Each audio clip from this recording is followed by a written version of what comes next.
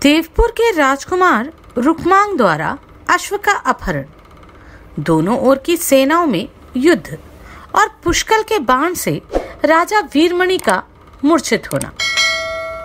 वात्सायन जी बोले, फणीश्वर, जो भक्तों की पीड़ा दूर करने के लिए नाना प्रकार की कृति किया करते हैं, उन रघुनाथ जी की कथा सुनने से मुझे तृप्ति नहीं होती। अधिकाधिक सुनने की इच्छा बढ़ती जाती है। वेदों को धारण करने वाले आरण्यक मुनि धन्य थे, जिन्होंने श्री रघुनाथ जी का दर्शन करके उनके सामने ही अपने नश्वर शरीर का परित्याग किया था। शेष जी, अब यह बताइए कि महाराज का वह यज्ञ संबंधी अश्व वहां से किस ओर गया, किसने उसे पकड़ा तथा वहां रमानाथ श्री रघुनाथ जी की कीर्ति का किस प्रकार विस्तार हुआ। शेष जी ने कहा, ब्रह्मर्षि, आपका प्रश्न बड़ा सुंदर है। आप श्री रघुनाथ जी के सुने हुए गुणों को भी नहीं सुने हुए के समान मानकर उनके प्रति अपना लोभ प्रकट करते हैं और बारंबार उन्हें पूछते हैं। अच्छा, अब आगे की कथा सुनिए। बहुतेरे सैनिकों से घिरा हुआ वह घोड़ा आरण्यक मुनि के आश्रम से बाहर निकला और नर्मदा के मनोहर तट पर भ्रमण करता हुआ देव निर्मित देवपुर नामक नगर में जा पहुंचा, जहां मनुष्यों के घरों की दीवारें स्फटिक मणि की बनी हुई थी तथा वे गृह अपनी ऊंचाई के कारण हाथियों से भरे हुए विंध्याचल पर्वत का उपहास करते थे। वहां की प्रजा के घर भी चांदी के बने हुए दिखाई देते थे तथा उनके गोपुर नाना प्रकार के माणिक्यों द्वारा बनाए गए थे, जिनमें भांति भांति की विचित्र मणियां जड़ी हुई थी। उस नगर में महाराज वीरमणि राज्य करते थे, जो धर्मात्माओं में अग्रगण्य थे। उनका विशाल राज्य सब प्रकार के भोगों से संपन्न था। राजा के पुत्र का नाम था रुक्मांगद। वह महान शूरवीर और बलवान था। एक दिन वह सुंदर शरीर वाली रमणियों के साथ विहार करने के लिए वन में गया और वहां प्रसन्नचित होकर मधुर वाणी में मनोहर गान करता हुआ विचरने लगा। इसी समय परम बुद्धिमान राजाधिराज श्री रामचंद्र जी का वह शोभाशाली अश्व उस वन में आ पहुंचा। उसके ललाट में सुवर्ण पत्र बंधा हुआ था। शरीर का रंग गंगा जल के समान स्वच्छ था, परंतु केसर और कुमकुम से चर्चित होने के कारण कुछ पीला दिखाई देता था। वह अपनी तीव्र गति से वायु के वेग को भी तिरस्कृत कर रहा था। उसका स्वरूप अत्यंत कौतूहल से भरा हुआ था। उसे देखकर राजकुमार की स्त्रियों ने कहा, प्रियतम, सुवर्ण पत्र से शोभा पाने वाला यह महान अश्व किसका है? यह देखने में बड़ा सुंदर है। आप इसे बलपूर्वक पकड़ लें। राजकुमार के नेत्र लीलायुक्त चितवन के कारण बड़े सुंदर जान पड़ते थे। उसने स्त्रियों की बातें सुनकर खेल सा करते हुए एक ही हाथ से घोड़े को पकड़ लिया। उसके भाल पत्र पर स्पष्ट अक्षर लिखे हुए थे। राजकुमार उसे बांधकर हंसा और उस महिला मंडल में इस प्रकार बोला, अहो, शौर्य और संपत्ति में मेरे पिता महाराज वीरमणि की समानता करने वाला इस पृथ्वी पर दूसरा कोई नहीं है। तथापि उनके जीते जी ये राजा रामचंद्र इतना अहंकार कैसे धारण करते हैं? पिनाकधारी भगवान शंकर, जिनकी सदा रक्षा करते हैं, तथा देवता, दानव और यक्ष अपने मणिमय मुकुटों द्वारा जिनके चरणों की वंदना किया करते हैं, वे महाबली मेरे पिता ही इस घोड़े के द्वारा अश्वमेध यज्ञ करें। इस समय यह घुड़साल में जाए और मेरे सैनिक इसे ले जाकर वहां बांध ले। इस प्रकार उस घोड़े को पकड़कर राजा वीरमणि का ज्येष्ठ पुत्र रुक्मांगद अपनी पत्नियों के साथ नगर में आया। उस समय उसके मन में बड़ा उत्साह भरा हुआ था। उसने पिता से जाकर कहा, मैं रघुकुल के स्वामी श्री रामचंद्र जी का घोड़ा ले आया हूँ। यह इच्छानुसार चलने वाला अद्भुत अश्व अश्वमेध यज्ञ के लिए छोड़ा गया था। राम के भाई शत्रुघ्न अपनी विशाल सेना के साथ इसकी रक्षा के लिए आए हैं। महाराज वीरमणि बड़े बुद्धिमान थे। पुत्र की बात सुनकर उन्होंने उसके कार्य की प्रशंसा नहीं की।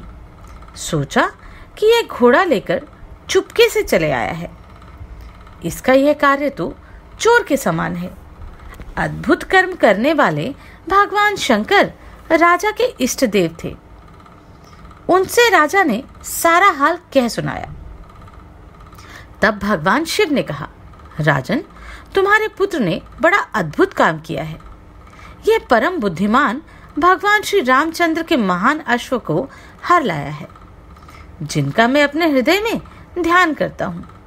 जीवा से जिनके नाम का उच्चारण करता हूँ, उन्हीं श्री राम के यज्ञ संबंधी अश्व का तुम्हारे पुत्र ने अपहरण किया है। परंतु इस युद्ध क्षेत्र में एक बहुत बड़ा लाभ यह होगा कि हम लोग भक्तों द्वारा सेवित श्री रघुनाथ जी के चरण कमलों का दर्शन कर सकेंगे। परंतु अब हमें अश्व की रक्षा के लिए महान प्रयत्न करना होगा। इतने पर भी मुझे संदेह है कि शत्रुघ्न के सैनिक मेरे द्वारा रक्षा किए जाने पर भी इसे बलपूर्वक पकड़ ले जाएंगे। इसलिए महाराज, मैं तो यही सलाह दूंगा कि तुम विनीत होकर जाओ और राज्य सहित इस सुंदर अश्व को भगवान की सेवा में अर्पण करके उनके चरणों का दर्शन करो। वीरमणि बोले, भगवान, क्षत्रियों का यह धर्म है कि वे अपने प्रताप की रक्षा करें। अतः हर एक मानी पुरुष के लिए अपने प्रताप की रक्षा करना कर्तव्य है। इसके लिए उसे अपनी शक्ति भर पराक्रम करना चाहिए। आवश्यकता हो तो शरीर को भी होम देना चाहिए। सहसा किसी की शरण में जाने से शत्रु उपहास करते हैं। वे कहते हैं, ये कायर है, राजाओं में अधम है, शूद्र है। इस नीच ने भय से विह्वल होकर अनार्य पुरुषों की भांति शत्रु के चरणों में मस्तक झुकाया है। अतः अब युद्ध का अवसर उपस्थित हो गया है। इस समय जैसा उचित हो वही आप करें। कर्तव्य का विचार करके आपको अपने इस भक्त की रक्षा करनी चाहिए। शेषी कहते हैं, राजा की बात सुनकर भगवान चंद्रमौली अपनी मेघ के समान गंभीर वाणी से उनका मन लुभाते हुए हंसकर बोले, राजन, यदि 33 करोड़ देवता भी आ जाएं, तो भी किसमें इतनी शक्ति है जो मेरे द्वारा रक्षित रहने पर तुमसे घोड़ा ले सके। यदि साक्षात भगवान यहाँ आकर अपने स्वरूप की झांकी करेंगे तो मैं उनके कोमल चरणों में मस्तक झुकाऊंगा, क्योंकि सेवक का स्वामी के साथ युद्ध करना बहुत बड़ा अन्याय बताया गया है। शेष जितने वीर हैं वे मेरे लिए तिनके के समान हैं, कुछ भी नहीं कर सकते। अतः राजेंद्र, तुम युद्ध करो, मैं तुम्हारा रक्षक हूँ। मेरे रहते कौन ऐसा वीर है जो बलपूर्वक घोड़ा ले जा सके। यदि त्रिलोकी भी संगठित होकर आ जाए तो मेरा कुछ भी नहीं बिगाड़ सकती। इधर रघुनाथ जी के जितने सैनिक थे वे अश्व का मार्ग ढूंढ रहे थे। इतने में ही राजा शत्रुघ्न भी अपनी विशाल सेना के साथ आ पहुंचे। आते ही उन्होंने सभी सेवकों से प्रश्न किया, कहाँ है मेरा अश्व? सुवर्ण से सुशोभित वह यज्ञ संबंधी अश्व इस समय दिखाई क्यों नहीं देता? उनकी बात सुनकर अश्व के पीछे चलने वाले सेवकों ने कहा, नाथ, उस मन के समान तीव्रगामी अश्व को इस जंगल में किसी ने हर लिया, हमें वह भी दिखाई नहीं देता।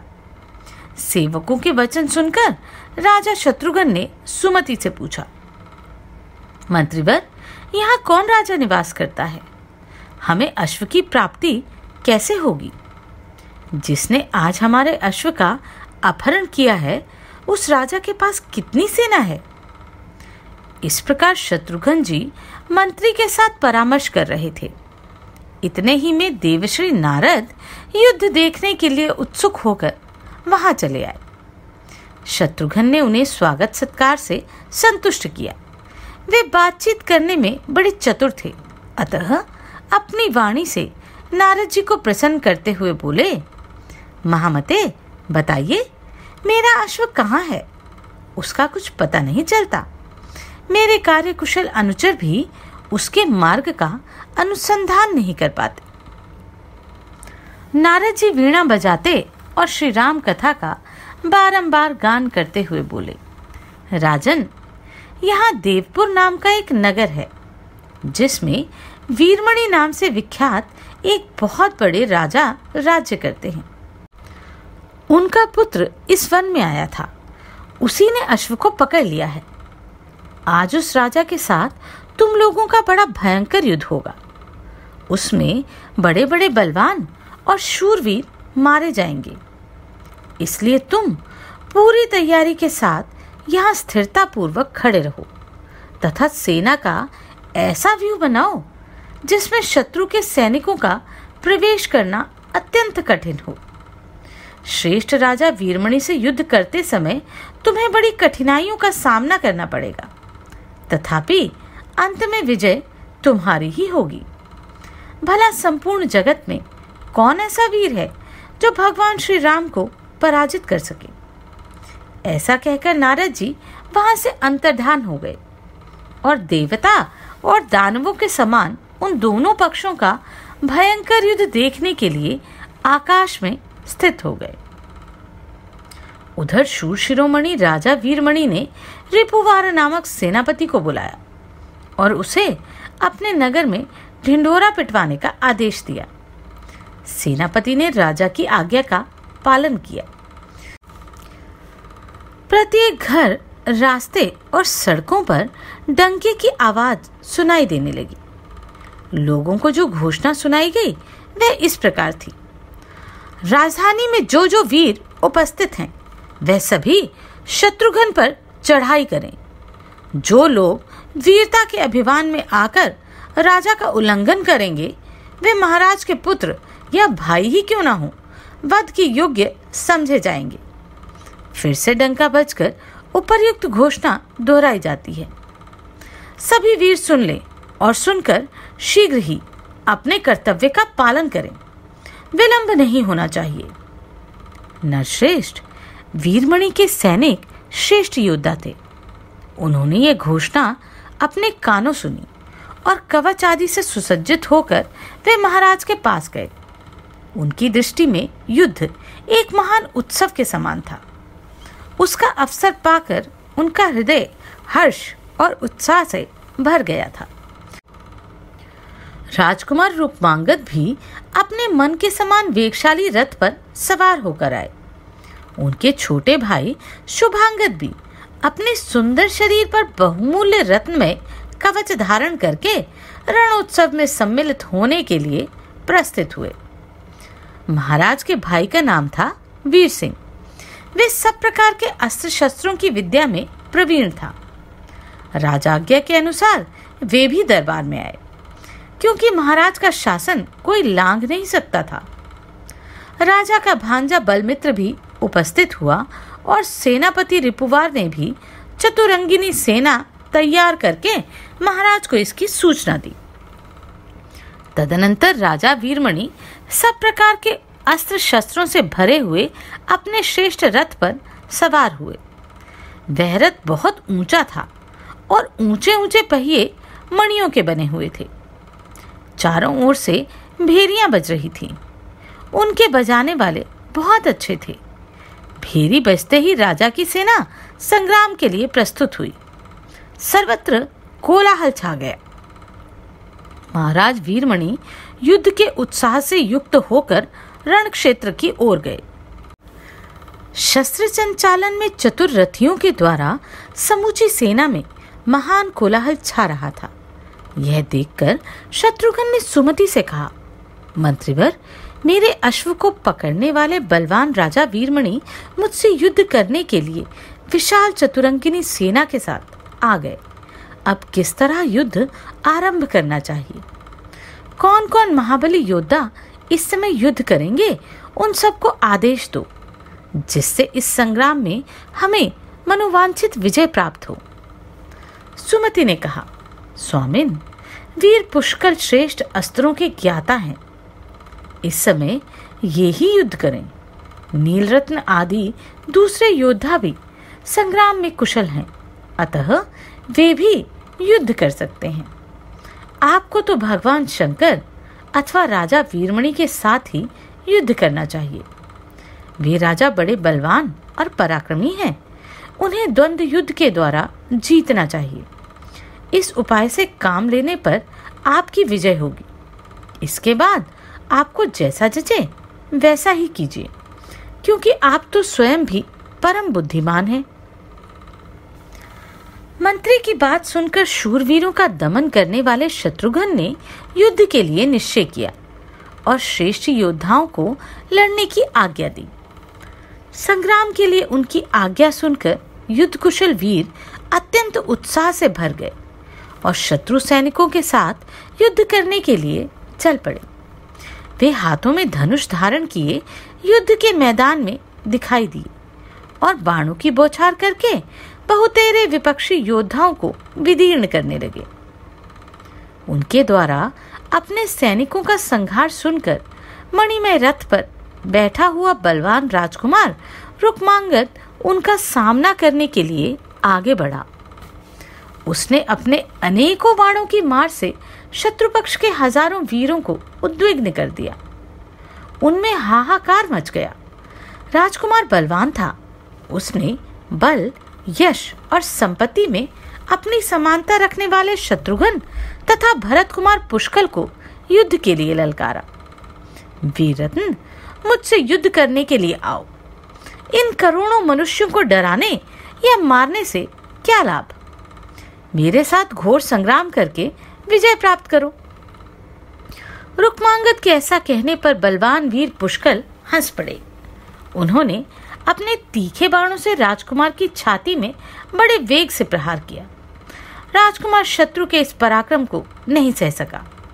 उसने अपने महान धनुष पर बाणों का संधान किया और 10 सहायकों से वीर पुष्कल की छाती को बींध डाला। दोनों ही युद्ध में एक दूसरे पर कुपित थे। दोनों ही के हृदय में विजय की अभिलाषा थी। रुक्मांगद ने पुष्कल से कहा, वीर, अब तुम बलपूर्वक किया हुआ मेरा पराक्रम देखो। संभल कर बैठे रहो। मैं तुम्हारे रथ को आकाश में उड़ाता हूं। ऐसा कहकर उसने मंत्र पढ़ा और पुष्कल के रथ पर भ्रामकास्त्र का प्रयोग किया। उस बाण से आहत होकर पुष्कल का रथ चक्कर काटता हुआ 1 योजन दूर जा गिरा। सारथी ने बड़ी कठिनाई से रथ को रोका, तो भी वे पृथ्वी पर ही चक्कर लगाता रहा। किसी प्रकार पूर्व स्थान पर रथ को ले जाकर उत्तम अस्त्रों की ज्ञाता पुष्कल ने कहा, राजकुमार, तुम्हारे जैसे वीर पृथ्वी पर रहने योग्य नहीं हैं।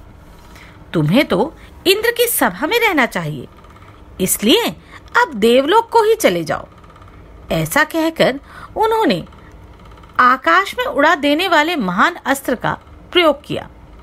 उस बाण की चोट से रुक्मांगद का रथ सीधे आकाश में उड़ चला और समस्त लोगों को लांघता हुआ सूर्यमंडल तक जा पहुंचा। वहां की प्रचंड ज्वाला से राजकुमार का रथ, घोड़े और सारथी सहित दग्ध हो गया तथा वे स्वयं भी सूर्य की किरणों से झुलस जाने के कारण बहुत दुखी हो गए।